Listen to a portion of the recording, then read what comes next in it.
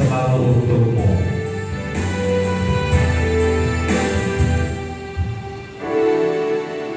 Selalu untukmu, selalu untukmu, Tuhan dan Rajaku. Semua yang ku perbuat, baik siang dan malam, selalu untukmu. Segenap hidupku adalah milikmu, untuk kemuliaan-Mu.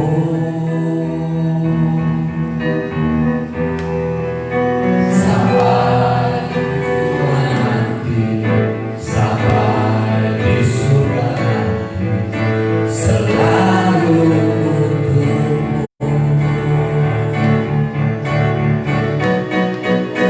Selalu untukmu, selalu untukmu, Tuhan dan Rajaku. Semua yang ku perbuat, baik siang dan malam, selalu untukmu.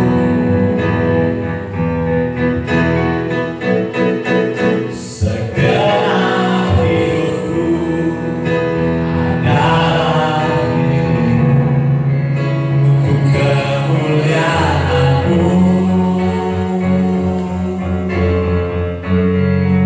Sampai ku tua nanti, sampai di surga nanti, selalu untukmu.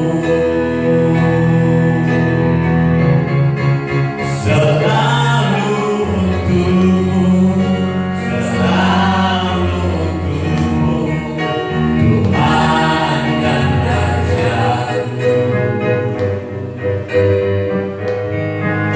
Semua yang ku perbuat, baik siang dan malam, selalu untukmu.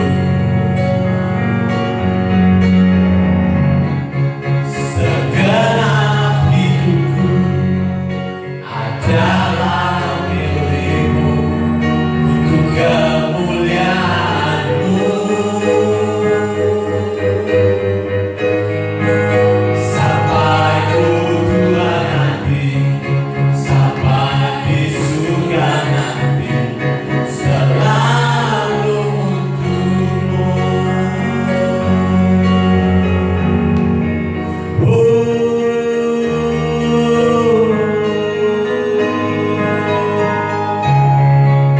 Hanya untukmu, hanya untuk kemuliaan-Mu. Bapa,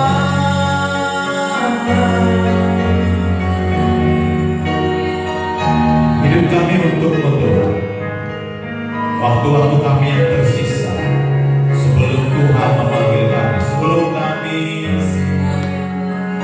kembali kepada ajar untuk hidup menyenangkan hati Tuhan. Bapa, kami akan mendengar firman-Mu pada siang hari ini. Berkati kami semua yang mendengar Tuhan. Jamah hati kami semua, jamah hati hamba-Mu juga yang menyampaikan firman-Mu pada siang hari ini.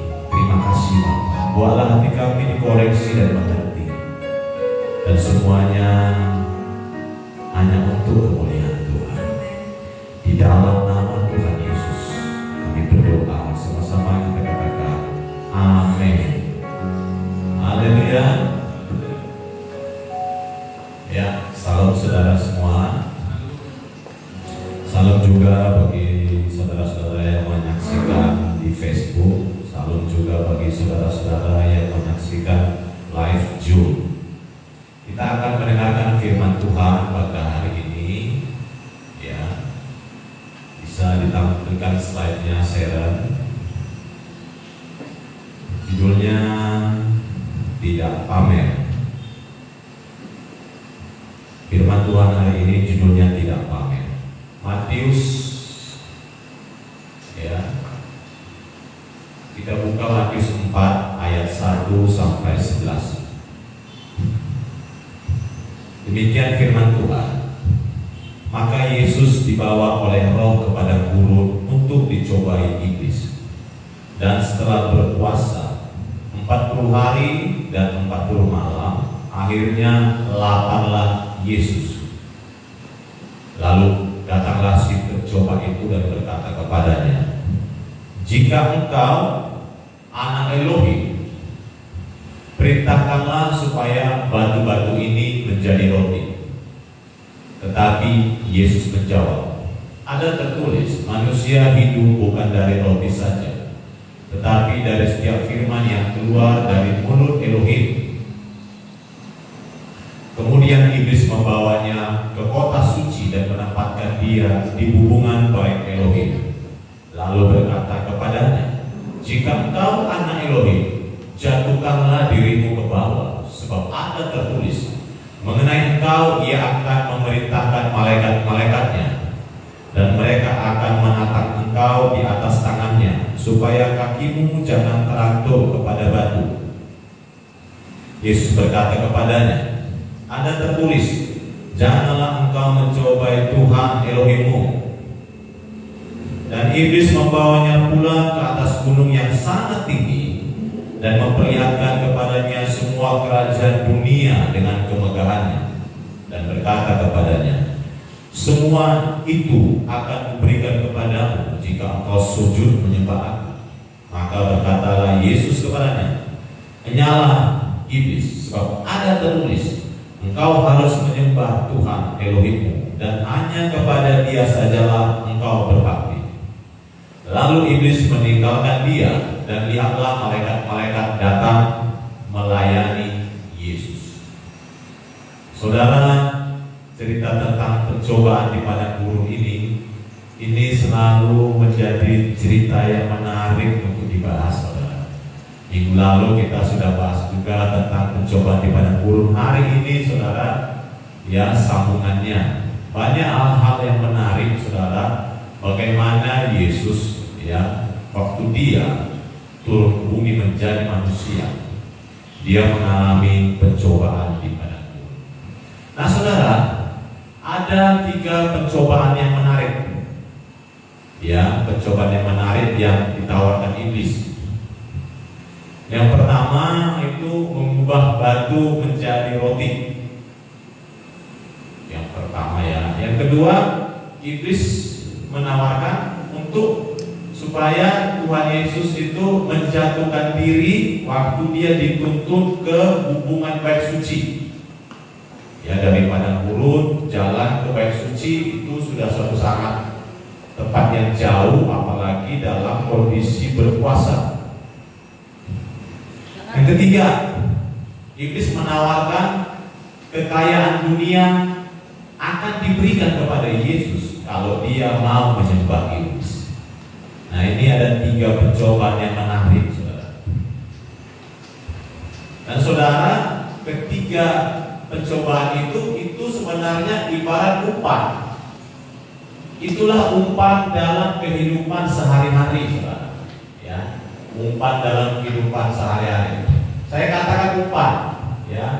Saya buat ini perumpamaan seperti orang mancing ikan di sungai, saudara, ya. Saya berapa kali melihat orang memancing ikan di Sungai 2, saudara, ya.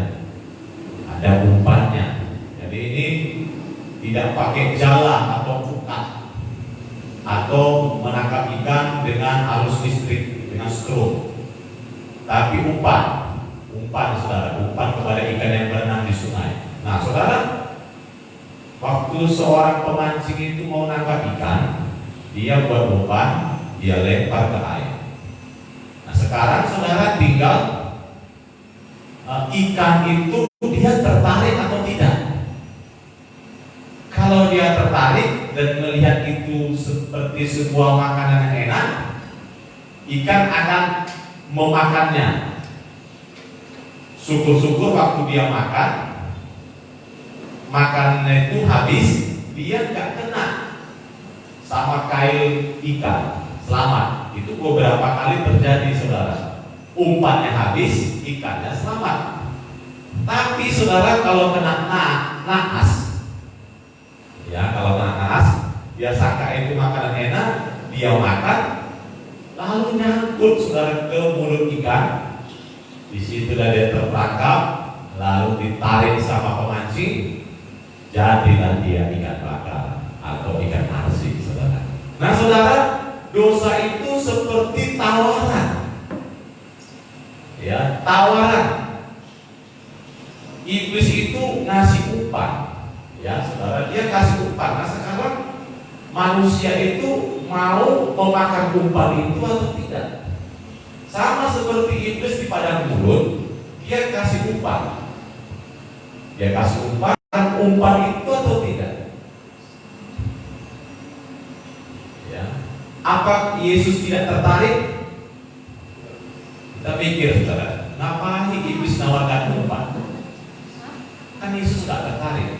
Tapi jangan salah, saudara, Yesus itu manusia, dia bisa saja tertarik. Nah, dosa, saudara, itu seperti tawaran dagang.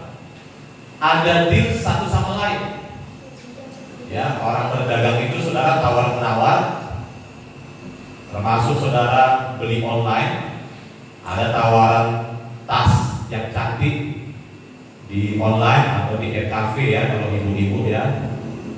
Lalu ini ada cantik, dia lihat itu cantik, harganya cocok, itu kan tawaran, saudara. Lalu ada orang yang membeli, ibu-ibu beli. Lalu ketika dia beli, tas itu bagus dan dia merasa beruntung. Tapi tidak banyak juga ibu-ibu yang beli. Waktu sampai barangnya, rupanya barangnya rusak. Rupanya barangnya tidak sesuai dengan diharapkan. Akhirnya dia nyesal beli. Nah, itu seperti tawaran dagang. Dosa itu seperti tawaran dagang, saudara. Sepertinya menguntungkan, tapi ternyata rugi. Nah, masalah tertipu, saudara, itu masalah belakangan. Yang penting ada tawaran dan deal. Nah, saudara, kadang-kadang dosa itu seperti suatu situasi sama-sama untung, rupanya rugi, saudara. Ya, ini gambaran bagaimana kehidupan sehari-hari, saudara. Ya, dan Tuhan Yesus mengalami itu. Kita lihat bagaimana tawaran mengubah batu menjadi roti. Ya, tawaran mengubah batu menjadi roti. Sekarang saya bertanya, saudara, bagi saudara, ya, apakah Tuhan Yesus bisa mengubah batu menjadi roti? Ini pertanyaan, saudara. Dan ini pertanyaan ini biasanya di guru-guru sekolah minggu untuk anak-anak. Tuhan Yesus bisa nggak mengubah batu menjadi roti? Dan jawabnya hampir semua orang. Ya, saya jarang mengatakan, saya jarang berpikir tidak. Tapi semua orang pasti mengatakan bisa. Ya, waktu iblis tawarkan, ubahlah batu menjadi roti. Kenapa? Karena waktu itu Yesus sedang lapar. Nah, sekarang pertanyaannya, apakah Tuhan Yesus bisa mengubah batu menjadi roti? Doktrin dari kecil, jawabannya pasti bisa. Nah, kenapa bisa? Ya, kenapa bisa dia ubah? Pasti jawabannya seperti ini, saudara. Karena dia adalah Tuhan. Ini jawaban legend. Bisakah Tuhan Yesus mengubah batu menjadi roti? Bisa. Kenapa bisa? Karena dia Tuhan. Ini jawaban sudah umum. Dan saudara juga di dalam hati saudara pasti jawabannya hampir pasti, ya. Hampir. Pasti jawabannya apa? Bisa. Kenapa? Dia Tuhan kok. Jadi kenapa dia tidak ubah batu menjadi roti? Nah, ini alasannya macam-macam. Tuhan tidak mau. Dia rendah hati. Dia nggak mau mengikuti jawaban iblis. Dia nggak mau pamer akan kuasanya. Itulah jawaban pada umumnya, saudara. Saya juga berpikir seperti itu. Tapi saudara, satu saat saya berpikir lain.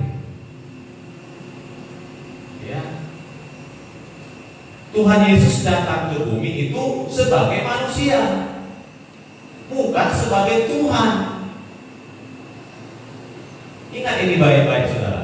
Tuhan Yesus datang ke bumi menjadi manusia, bukan sebagai Tuhan. Ada lagi pengajaran-pengajaran mengatakan waktu dia di bumi dia 100% Tuhan, 100% manusia. Aduh, berarti dia menangnya menang ecek-ecek, kalahnya pun kalah ecek-ecek, saudara. Kenapa 100% Tuhan, 100% manusia? Ya. Orang-orang lupa Tuhan Yesus datang ke bumi bukan sebagai Tuhan. Dia datang sebagai manusia, 100% manusia. Kekuasaan dan kekuatannya itu dilucuti. Dia pakai tubuh dosa, tubuh manusia berdosa, dan semua kelemahan manusia, baik secara fisik, secara pikiran, secara perasaan, secara mental, Yesus pasti merasakannya. Itulah pertarungan yang adil, saudara. Amin. Saudara, di Alkitab sering ada percakapan, dan percakapan Tuhan Yesus itu dia disapa sebagai Tuhan. Tuhan, Tuhan, kalau Engkau begini, Tuhan bagaimana caranya? Tuhan sembuhkanlah.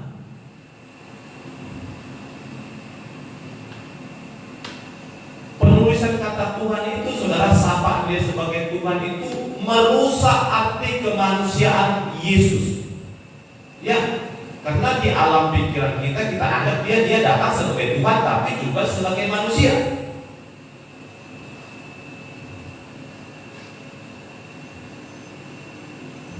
Kita mengabaikan bahwa dia 100% manusia.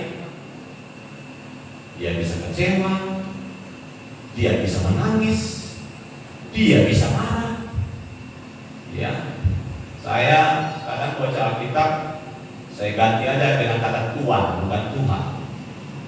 Berbeda huruf H itu aja sudah berbeda arti. Itu sama seperti sapaan umum atau sir atau Pak. Pak, bagaimana Pak? Tolong sembuhkan saya Pak. Tuhan, tolong sembuhkan saya Pak. Jadi nampak kemanusiaan Tuhan Yesus. Dia datang sebagai manusia, dilucuti. Ya saudara, manusia biasa yang bisa mengalami kelemahan. Nah, pernahkah kita memikirkan? Pernahkah saudara memikirkan Yesus memang tidak bisa mengubah batu menjadi roti? Waktu iblis tawarkan, ubahlah batu menjadi roti. Pernahkah saudara berpikir manusia bukan hidup dari roti saja, tapi dari setiap firman yang keluar dari Elohim? Lalu saudara mikir, kenapa tak diubah? Memang dia tak bisa mengubahnya. Yesus tak bisa mengubah batu menjadi roti. Pernah saudara berpikir seperti itu? Sekarang saya mulai berpikir, saudara, memang bisa jadi Yesus tidak bisa mengubah batu menjadi roti. Kenapa? Karena memang Yesus datang sebagai manusia biasa. Dia manusia biasa, tidak sembarang bisa cipta ini, cipta itu. Kalau dia datang sebagai Tuhan, dia bisa ciptakan A, ciptakan B, merubah bentuk. Tapi kan dia datang sebagai manusia biasa. Bisa jadi dia memang tidak bisa mengubah batu itu menjadi roti. Dan seandainya dia mengucapkan, hai batu, berubahlah jadi roti, dan tidak terjadi. Kenapa tidak terjadi? Memang Bapa di surga tidak mengizinkannya. Coba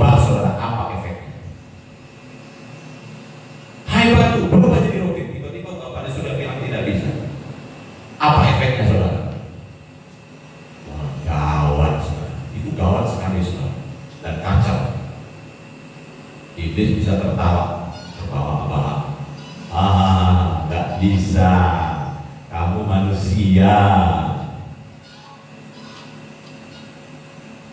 Dan seandainya dia terpancing, Yesus terpancing untuk mengubah batu menjadi roti, bisa, saudara.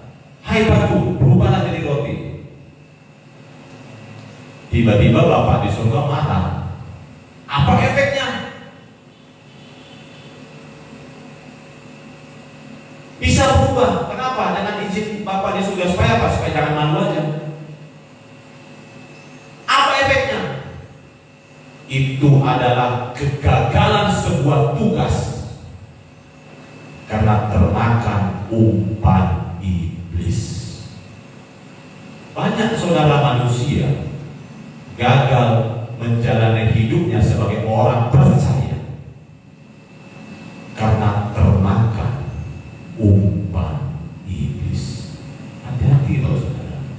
Termakan umpan iblis itu, saudara, itu adalah suatu keputusan. Jadi iblis itu menawarkan kepada Yesus, bisa kau ini, bisa kau ini. Jadi kalau setan-setan tingkat rendah itu ya di kuburan, nakut-nakuti. Bentuknya gundurwo versi Indonesia, ya, bentuknya Dracula kalau di Eropa, bentuknya hantu Cina yang lompat-lompat kalau versi Hongkong. Bentuknya apa saudara? Gundurwo versi orang di Jawa, di Batak versinya apa? Bidu ganjang, nakut-nakuti. Tapi kalau iblis kepalanya saudara, dia beri tawaran. Di dunia ini banyak tawaran saudara, untuk manusia jatuh dalam dosa. Masalahnya saudara mau gak makan tawaran itu buat diri? Lalu saudara merasa rugi, aku tertipu lah. Itu sudah tanggung jawab kita. Syukur sekali saudara, Tuhan Yesus menguasai dirinya untuk tidak melakukan mujizat pada saat itu. Karena melakukan mujizat bukan hal terbaik kalau itu bukan turun dari surga. Haleluya. Haleluya. Amin. Amin. Wah saudara, itu saudara, saya itu dia manusia biasa. Bisa jadi itu tidak terjadi. Kalau dia suka-sukanya aja.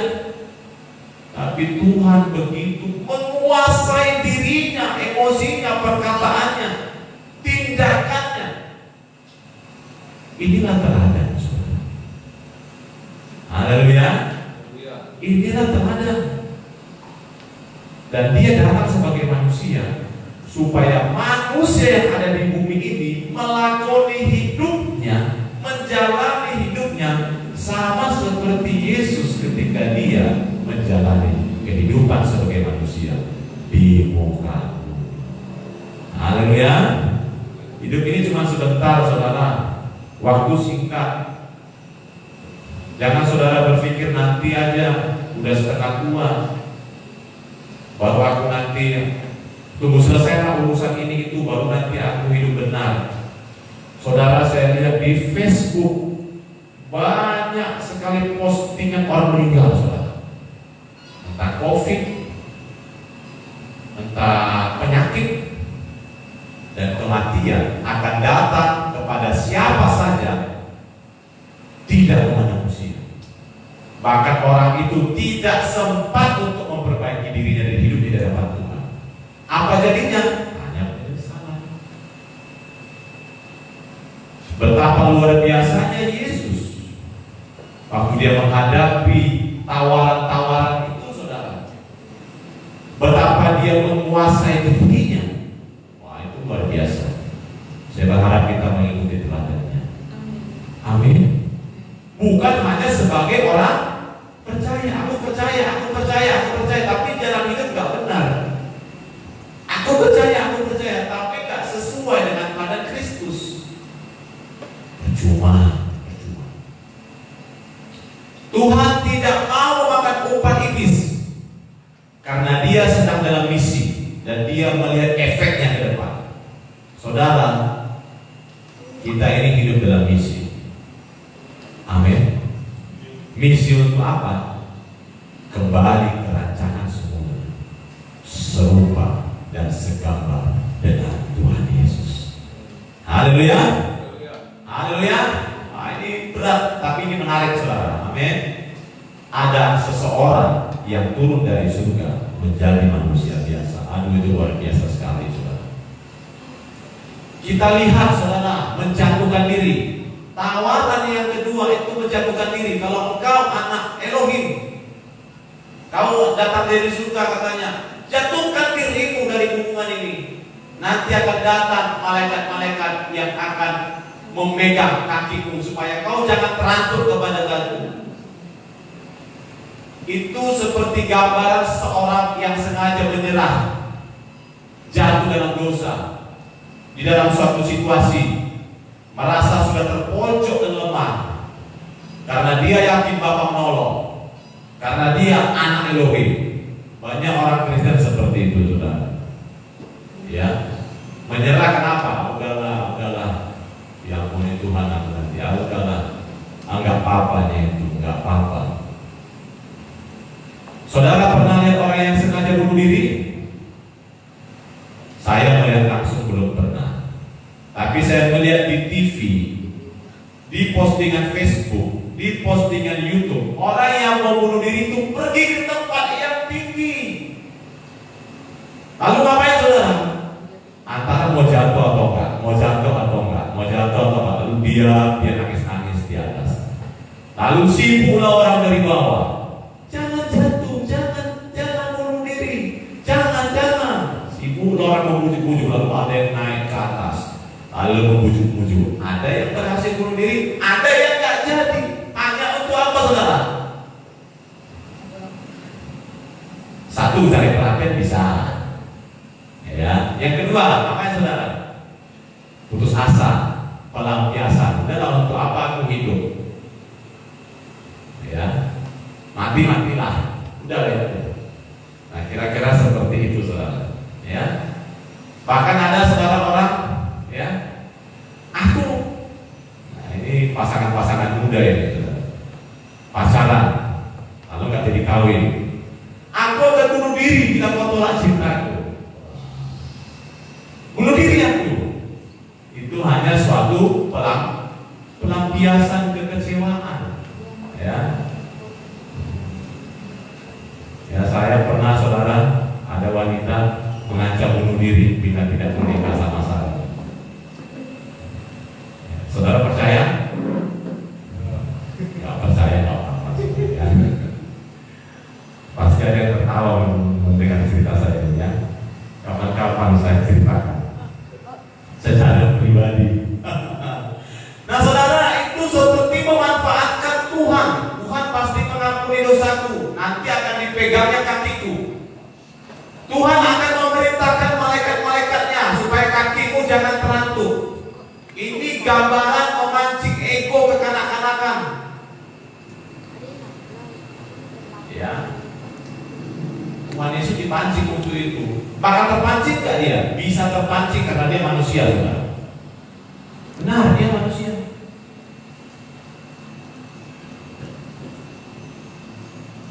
Tapi Yesus melawan semua cobaan itu. Dia bilang begini. Yesus berkata kepadanya, ada tertulis, janganlah engkau mencobai Tuhan Elohimmu. Lalu dia bilang lagi pada pencobaan berikutnya, enyahlah iblis, sebab ada tertulis engkau harus menyembah Tuhan Elohimmu dan hanya kepada Dia sajalah engkau berbakti. Saudara pernah mikir gak itu kata-kata itu untuk siapa saudara? Yang saya pikirkan, Yesus mengucapkan bilang itu, ada tertulis engkau harus menyembah Tuhan. Dia bilang kepada iblis supaya iblis jangan mencobai dia. Itu yang saya pikirkan dulu. Ada yang tertulis, jangan kau mencobai Tuhan, karena dia sedang dalam pencobaan. Itu yang saya pikirkan. Tapi lama-lama saya berpikir, Yesus tidak sedang mengingatkan iblis, tapi dia sedang mengingatkan dirinya. Ada tertulis, karena posisinya manusia biasa. Dia manusia biasa, saudara. Kebanyakan tubuh manusia berdosa. Tubuh manusia berdosa ini punya candu. Ada candunya untuk apa, saudara? Melakukan dosa. Engkau harus menyembah Tuhan Elohim, kepada Dialah engkau berbakti. Itu firman-Nya. Jadi aku hanya menyembah Dia, bukan menyembah kau iblis. Jadi dia sedang mengingatkan dirinya, saudara. Jangan engkau mencobai Tuhan Elohimmu. Loh, itu dia sedang mengingatkan dirinya. Kalau dia tanggapi, dia makan umpan itu, berarti dia sedang mencobai siapa? Bapa di surga. Iblis dikirim sengaja ke situ untuk apa? Mencobai dia. Itu pencobaan yang sudah disetting, direncanakan, disengaja, dibawa ke padang gurun. Jadi Tuhan Yesus bolak-balik, saudara, mengingatkan dirinya sendiri.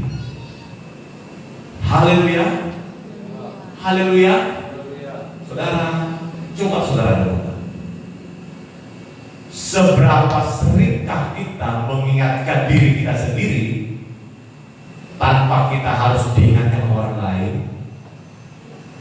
Kebanyakan, saudara, kalau kita diingatkan baru kita sadar dan bersyukur. Aduh, terima kasih ya, syukur kali kau ingatkan aku.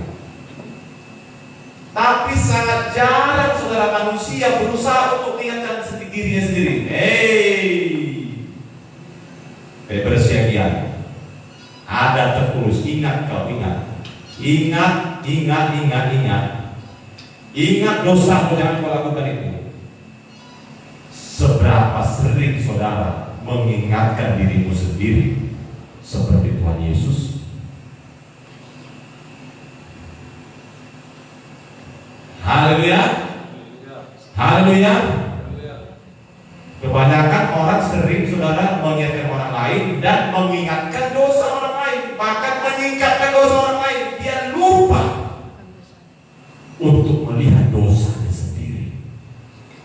Belajar koreksi diri, saudara. Amin. Periksa hidup kita masing-masing. Apakah hidup kita diperkenan di hadapan Tuhan atau tidak? Itu renungan yang pertama. Renungan yang kedua, seberapa hati-hatikah kita memikirkan efek sebelum melakukan dosa? Memikirkan apakah Tuhan kecewa atau marah dengan keputusan dan tindakan kita.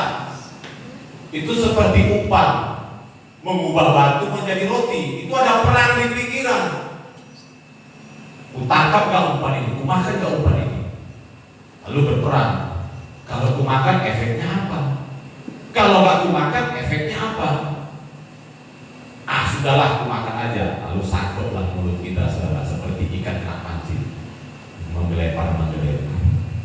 Lalu bilang apa? Ampun Tuhan, ampun Tuhan, ampun Tuhan.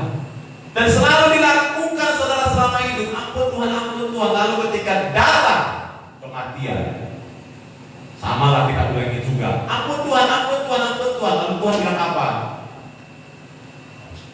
Mohon maaf, aku tidak mengenal hidupmu, tidak pernah bertobat. Hanya bilang apa, saudara? Ampun Tuhan, ampun Tuhan, ampun Tuhan. Sengaja berbuat salah dengan alasan apa? Ampun Tuhan, ampun Tuhan. Memangnya Tuhan gak bisa marah? Memangnya Bapa di surga itu tidak marah? Bukankah setiap manusia akan diadili menurut perbuatan, bukan menurut perkataan? Karena orang bebas ngomong.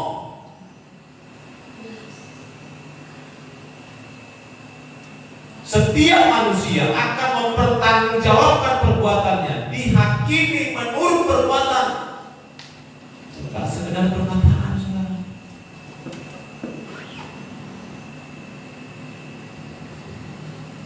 Seberapa sering saudara berperang dalam pikiran? Yang ketiga, seberapa seringkah kita membuat dosa pelampiasan? Nah, ini seperti tadi, saudara, menjatuhkan diri dengan sengaja. dan berharap Tuhan akan mengampuni dan menyelamatkan kita. Ya, banyak orang bilang, kenapa hidupku begini? Ada orang candu narkoba, kenapa? Aku inilah pelampiasanku, gara-gara apa? Putus cinta. Ada bapak-bapak nanti jadi mabuk-mabuk berjudi, gara-gara apa? Pelampiasan. Kenapa? Istri tidak melayani dengan baik. Begitu juga istri akhirnya hidupnya tidak beres. Menyalahkan siapa? Suami. Lalu alasannya apa? Ini karena dia. Ini pelampiasan.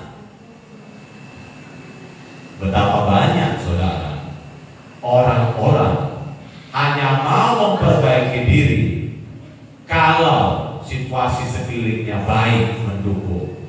Dan jarang sekali orang merubah hidupnya dan dirinya untuk jadi baik, tapi menjadi semakin buruk dengan alasan apa? Pelampiasan. Saudara, hati-hati.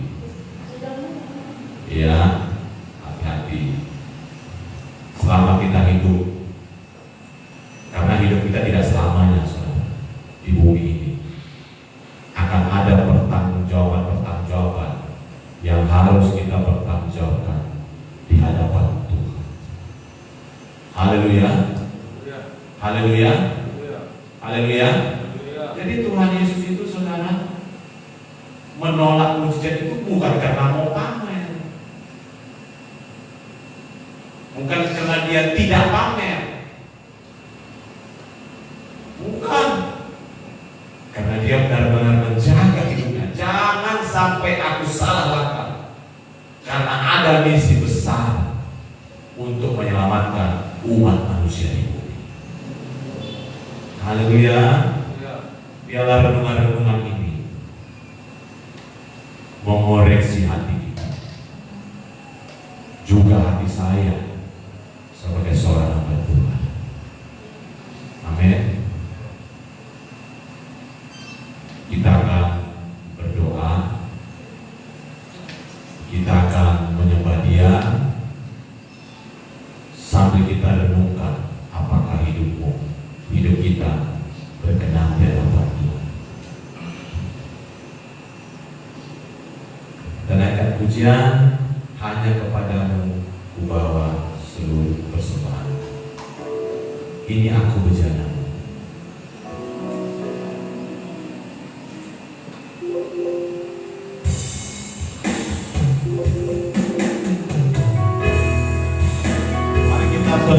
Mari kita merenungkan firman Tuhan ini sambil kita merenungkan hidup kita di hadapan Tuhan.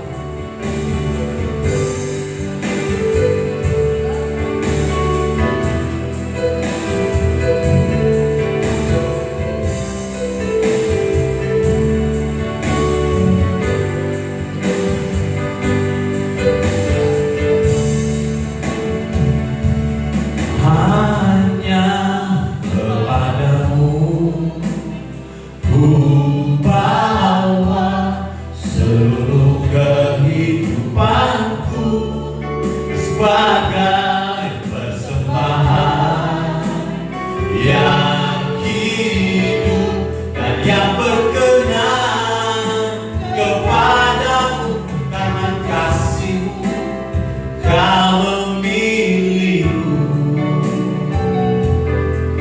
Kini ku datang kepadamu, penuhi panggilanmu.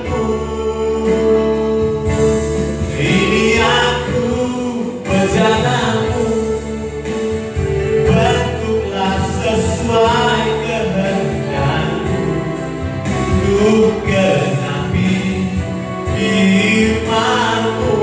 Oh Yesusku, jadikanku alat yang indah di mata-Mu.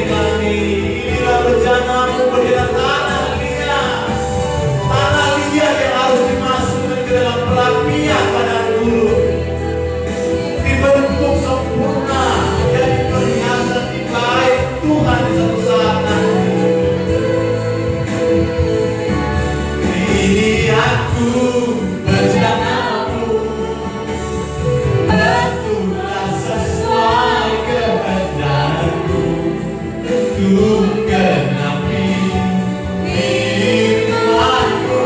Oh Yesusku, jadikanku alam yang indah di mata-Mu, bencana yang sempurna seperti ini aku bencana bentuklah sesuai kehendakmu, ku genapi firman-Mu. Oh Yesusku, jadikanku alam yang indah di mata-Mu, bencana yang sempurna seperti-Mu,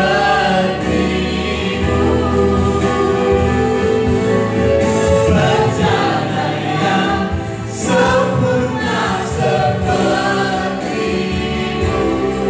bencana yang sempurna seperti-Mu.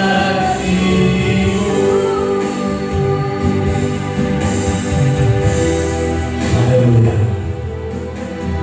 Mari kita berdoa.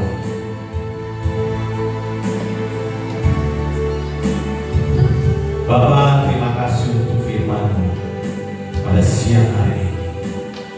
Ampunilah kami orang berdosa ini. Ampunilah kami yang sering menyia-nyiakan kasih karunia-Mu, Bapa. Ampunilah kami. Ampuni juga diriku Tuhan. Tolong Tuhan kami dengan kekuatan Roh Kudus untuk kami hidup berkenan, menyalibkan kedagingan kami, mengarahkan mata kami dan pikiran kami, kehendak kami kepada tujuan yang mulia. Berkatilah gereja-Mu Tuhan, berkati saudara-saudaraku dimanapun berada, berkatilah umat-Mu Bapa, berkatilah, berilah kekuatan baru, berilah hati yang berkah. Bapa di surga, biarlah firman-Mu meneguh dan mengajar kami pada siang hari ini. Kami juga berdoa untuk bangsa kami, berkati Indonesia, pemerintahan kami. Tuhanlah memberikan hikmat bagi orang-orang yang berhikmat, supaya Tuhan memberikan hikmat untuk ditemukannya obat-obat corona yang sedang melanda bumi. Ampuni dosa penduduk bumi, ampuni Tuhan, ampuni dosa kami. Berkatilah Indonesia, pemerintahan kami. Berkatilah Bapa penduduk Indonesia, ada kasih sayang dari Tuhan. Semoga orang-orang yang sedang sakit Tuhan, orang-orang yang sedang sakit corona dan sakit apapun, orang-orang yang sedang putus asa, orang-orang yang sedang bergumul dengan banyak hal, aku berdoa iman mereka tetap berharap pada Tuhan dan Tuhan memberikan jalan keluar. Terima kasih Tuhan untuk ibadah kami pada hari ini. Hanya di dalam nama Tuhan Yesus. Saudara, kita akan menutup ibadah kita. Mari kita menaikkan doa Bapa kami. Bapa kami yang di surga, dikuduskanlah nama-Mu, datanglah kerajaan-Mu, jadilah kehendak-Mu di bumi seperti di surga. Berikanlah kami pada hari ini makanan kami yang secukupnya, dan ampunilah kami akan kesalahan kami, seperti kami juga mengampuni orang yang bersalah kepada kami. Dan janganlah membawa kami ke dalam pencobaan, tetapi lepaskanlah kami daripada yang jahat. Karena Engkau-lah yang mempunyai kerajaan dan kuasa dan kemuliaan sampai selama-lamanya. Amin. Mari kita terima berkat dari surga. Bapa memberkati dan melindungi gerejanya. Bapa dilimpahkan damai sejahtera dan kasih karunia untuk kita melakukan perbuatan yang berkenan di hadapan Tuhan. Bapa menyertai kita dengan roh-Nya hari ini sampai Tuhan Yesus datang kedua kali. Maranatha. Sama